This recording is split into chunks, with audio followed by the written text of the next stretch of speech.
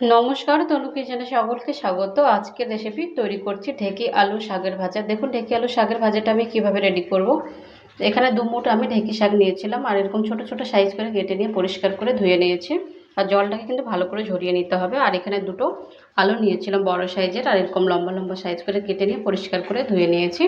দেখুন এটা কিভাবে রেডি করব। এটা কিন্তু গরম গরম ভাতের সঙ্গে খেতে ভীষণই টেস্ট হয়। রেসিপিটা দেখে বাড়িতে অবশ্যই কিন্তু একবার ট্রাই করবেন আর আমাকে কমেন্ট করে জানাবেন। আর এখানে গ্যাসটা অন করে একটা কড়াই বসিয়ে দিয়েছি, আর কড়াইটাকে ভালো করে হিট করে নিয়েছি। এবার দিয়ে দিচ্ছি সরষের তেল।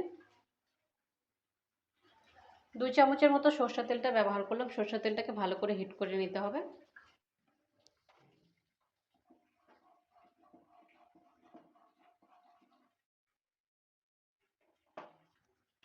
সরষের তেলটা হিট হয়ে গেছে। এবার দিয়ে দিচ্ছি 2টো শুকনো লঙ্কা। শুকনো লঙ্কাটা দেওয়ার পর ভালো করে আবারও নেড়ে চেড়ে নিচ্ছি।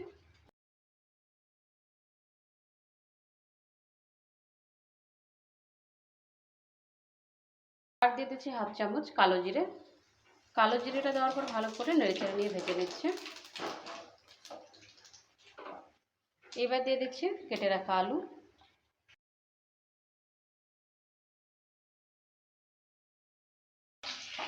আলুটা দেওয়ার পর ভালো করে নেড়ে চেড়ে নিচ্ছি। আলুটাকে প্রথমে ভালো করে একটু ভেজে নেব, যতক্ষণ একটু কালারটা হালকা একটু চেঞ্জ না হয় ততক্ষণ অবধি। দিয়ে দিচ্ছি 2টো কাঁচা লঙ্কা কুচি। কাঁচা লঙ্কা কুচিটা দেওয়ার পর ভালো করে আবারও নেড়ে চেড়ে নিচ্ছি।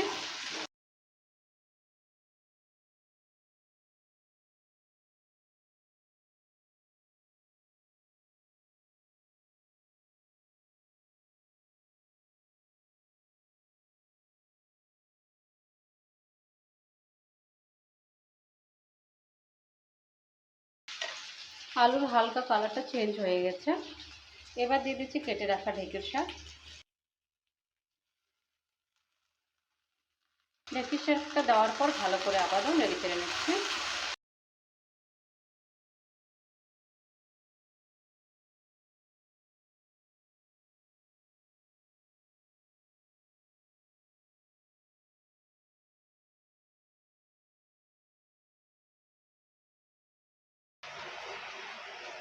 দিয়ে দিচ্ছি লবণ। লবণটা স্বাদ মতো ব্যবহার করবেন।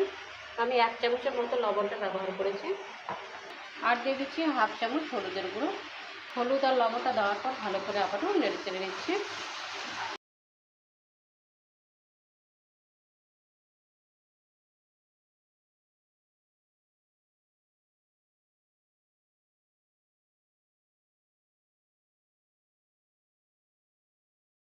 এবার একটা ঢাকনা দিয়ে ঢেকে দিচ্ছি 2 থেকে 3 মিনিটের জন্য লো মিডিয়াম আছে।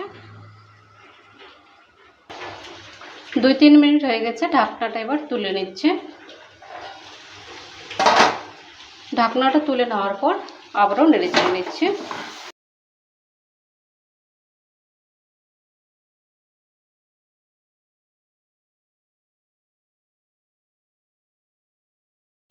আবারও আমি এখানে 2 চামচের মতো সরষের তেলটা ব্যবহার করলাম।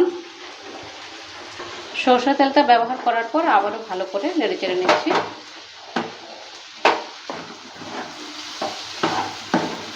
আর ঢাকবো না, এভাবে করে কিছুক্ষণ সময় নিয়ে ভালো করে আবারও ভেজে নেব।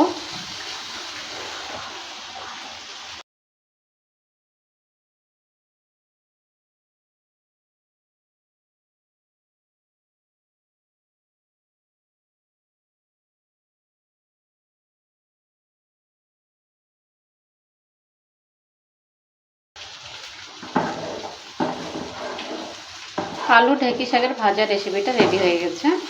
এবার গ্যাসটা অফ করে নামিয়ে নিচ্ছি।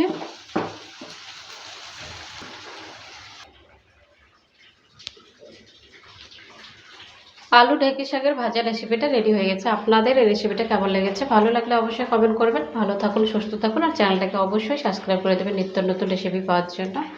বাই ফ্রেন্ড, নেক্সট ভিডিও আবার দেখা হবে।